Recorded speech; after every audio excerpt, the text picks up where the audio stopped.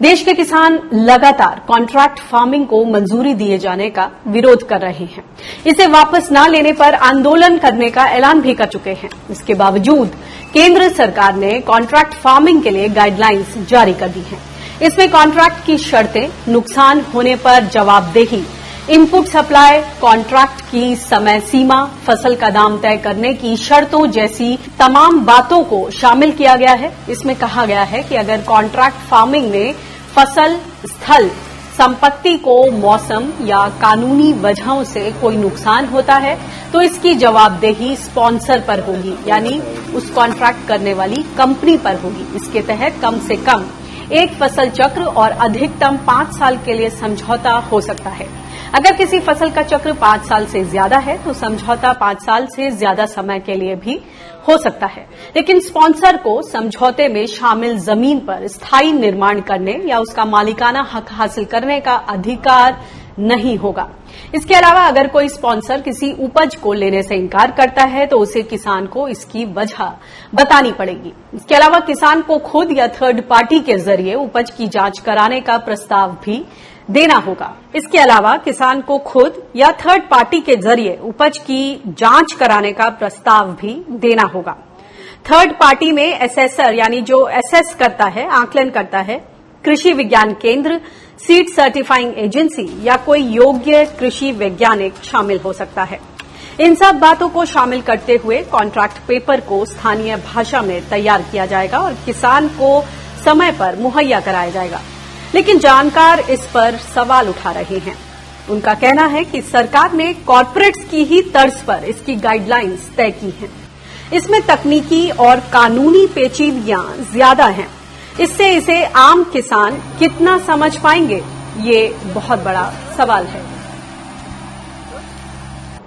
और इस पर बातचीत करने के लिए हमारे साथ एडिटर इन चीफ हिंद किसान के हरवीर सिंह जी हमारे साथ जुड़ गए हैं। हरवीर जी, ये बताएं, कॉन्ट्रैक्ट फार्मिंग को लेकर ये गाइडलाइंस सामने आई हैं। अब इन गाइडलाइंस को अगर पहली नजर में देखा जाए तो बहुत डिटेल्ड है और ऐसा लग रहा है जैसे कॉर्पोरेट अनुबंध होता है, उस तरह का कुछ सामने आया। आपको लगता है कि किसानों को इसमें से कुछ खास जो उनके लिए जरूरी है समझना, वो समझ में आएगा?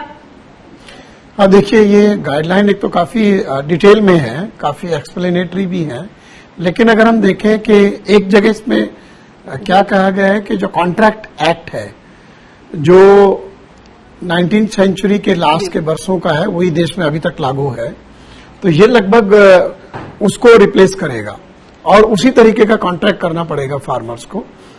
इनके साथ में जो भी एक शब्द जो कहा गया है इसमें, स्पॉन्सर एक तरीके का, जब प्रायोजक हम कहें, मीन्स एक तो किसान होगा और किसान के साथ जो एग्रीमेंट करने वाला व्यक्ति या कंपनी या एफपीओ जो होगा वो होगा, उन दोनों के बीच में एग्रीमेंट होगा। तो एक तो मुझे लग रहा है कि इसकी जो शब्दावली है और जो इसमें सेक्शंस बनाए हैं वो काफी सारी टेक्निकलिटी उसमें बहुत ज्यादा है। और मेरा ओपिनियन है कि जो आम किसान है वो इस एग्रीमेंट को बिना किसी एक्सपर्ट की मदद के समझ पाना उसके लिए मुश्किल है, क्योंकि इसमें जो अलग अलग सेक्शंस बताए गए हैं और उसके अलग प्रोविजन है, प्राइसिंग का अलग है, इनपुट के लिए अलग है, वेइंग पेमेंट के लिए अलग है, फिर प्राइसिंग के लिए अलग फॉर्मूले हैं। तो ये सारा का सारा जितना इसमें चीजें शामिल की जाएंगी, वो सामान्य किसान की जो समझ है वो तो इसको ठीक से समझ नहीं पाएगा।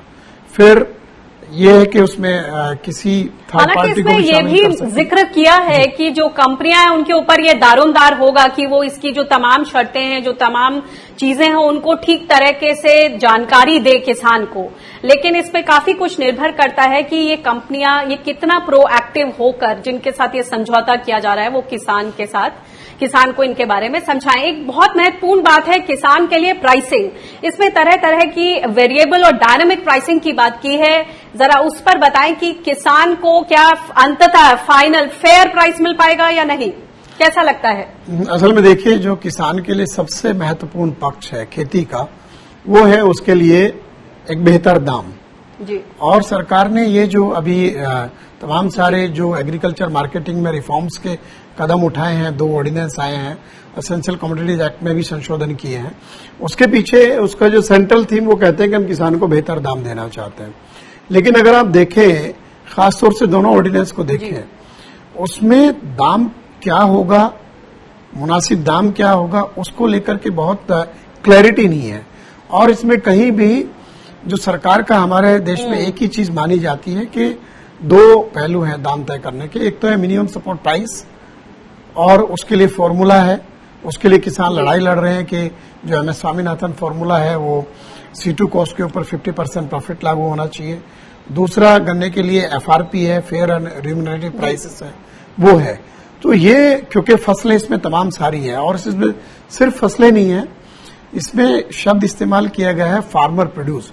फार्मर प्रोड्यूस में जो एग्रीकल्चर क्रॉप है वो है, उसका जो पशुपालन का काम है सारा वो है, और अदर देन डेयरी के अलावा जो और भी चीजें आती हैं एनिमल हस्बेंड्री में वो भी शामिल है, उसमें आपका फिशरीज भी है।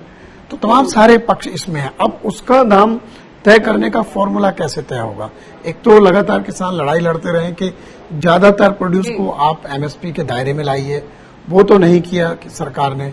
खासतौर से क्रॉप को ही आप ला सकते थे, वो तो उसके ऊपर कोई काम नहीं हुआ है। और अब इसमें क्या है कि इसमें आप देखिए कि एक तो ग्रेड A, B, C और guaranteed price, fix price, variable price, उसके ऊपर बोनस, उसका एक फॉर्मूला इजाद होगा जी। और फिर मार्केट प्राइस। अब मार्केट प्राइस एक तरफ आप कहते हैं कि ये जो सारा मसला है वो agriculture produce market committee act का जो यार्ड है या मंडी है उसके बाहर होगा, उसका इसके ऊपर ये लागू नहीं होगा। फिर आप प्राइस डिस्कवरी के लिए कहते हैं मार्केट में जो प्राइस चल रही होगी और इनएम जो प्राइस उसके हिसाब से आ रही होगी उसको फिर प्राइस का इंडिकेशन माना जाएगा। तो मेरा पहला पॉइंट है कि जब एग्रीमेंट किसान करेगा उस वक्त जो इंडिकेटेड प्राइस होगी वो कैसे तय होगी, उसको लेकर ये पूरा का पूरा जो गाइडलाइन है उसमें एकदम चुप्पी है। ये बहुत महत्वपूर्ण बात आपने सामने रखी। एक और जरूरी बात है कि इनपुट्स की जहां तक बात है, बोला गया है कि जो जिस कंपनी के साथ कॉन्ट्रैक्ट या जिस व्यक्ति के साथ कॉन्ट्रैक्ट उसकी जिम्मेदारी होगी ये इनपुट्स दिलाने की। तो ऐसे में ये बताइए कि जो KVKs हैं या फिर नेशनल सीड कॉर्पोरेशन जो बीज उपलब्ध कराती है, तमाम सरकारी एजेंसी जो कृषि में लगी हुई हैं, फिर उनका किस तरह का रोल रहेगा? क्या एक तरह से आपको लगता है कि सरकार अपनी जो रिस्पॉन्सिबिलिटी है उससे पीछे हट रही है? असल में देखिए कि अगर हम थोड़ा पीछे जाएं कि 2005-06 के आसपास तमाम सारी कंपनियां आई थी कॉन्ट्रैक्ट फार्मिंग में, और उनका जो बड़ा मकसद था वो था कि जो उनका एग्रीकल्चर प्रोड्यूस करने का जो इनपुट है, बीज है, खाद है, पेस्टिसाइड है, और जो एग्रो सर्विसेज हैं जिसको ये लोग गुड फार्मर प्रैक्टिसेस की बात करते हैं, तो वो सारा एक्सटेंशन सर्विस वो प्रोवाइड कराएं। तो यानी कि जो किसान है उसका जो कॉस्ट है प्रोडक्शन का, उसमें ये एक तो इनका मटेरियल इस्तेमाल हो, प्लस उसमें ये कॉस्ट ऐड हो जाएगी जो इनके लिए रेवेन्यू का सोर्स होगी। तो ये इसके ऊपर फोकस कर रहे हैं, और उसमें तमाम सारा लगातार आप देखेंगे कि उसमें कई जो सेक्शन है उसमें मटेरियल सप्लाई करने से लेके और पैकेजिंग मटेरियल सप्लाई करने तक वो सब है, और उसकी कॉस्ट उसमें शामिल होगी। तो सवाल है कि ये कंपनियां क्या उस वक्त नाकाम हो गई थी क्योंकि बहुत सारी कंपनियों ने फार्मर से जो मटेरियल बाई करने का जो था एग्रीमेंट उसको ऑनर नहीं किया था। ये एक पहलू है। इसके बाद जो है वो नहीं चल पाया, तो फिर ये नए सिरे से आए हैं। अब इसमें या तो ये अपना रेवेन्यू स्ट्रीम ढूंढ रहे हैं, और किस तरीके का मटेरियल सप्लाई होगा वो फार्मर का रिक्वायरमेंट है या नहीं है उस पर डिपेंड करेगा।